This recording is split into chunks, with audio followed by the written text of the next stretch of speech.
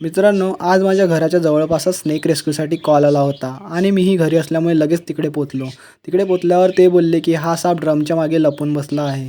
ड्रमच्या मागे त्याचा थोडासा भाग दिसल्यावरच मला समजले की हा साप कॉमन ट्रिंकेट म्हणजेच तस्कर आहे. तस्कर हा पूर्णपणे बिनविषारी साप आहे. तसेच हा साप खूपच शांत स्वभावाचा असतो. तरी काही वेळेला चुकीच्या पद्धतीने पकडल्यावर हा साप चिडून तुम्हाला बाईट करू शकतो. जेव्हा या सापाला पकडून मी बाहेर आणले तेव्हा याला बघून बऱ्याच जणांना हा साप रुखय किंवा दिवड वाटत होता. मुळात हा साप तस्करच आहे. या सापाबद्दलचे गैरसमज दूर करत आपण याला सुरक्षित रेस्क्यू केले. साप बिनविषारी किंवा विषारी जरी असला तरी त्याला चुकीच्या पद्धतीने पकडले असता तो आपल्याला चावू शकतो. म्हणूनच सापाबद्दल काहीही माहिती नसेल तर सापाच्या जवळ देखील जाऊ नये. साप पकडण्यापेक्षा साप ओळखणे जास्त महत्त्वाचे असते.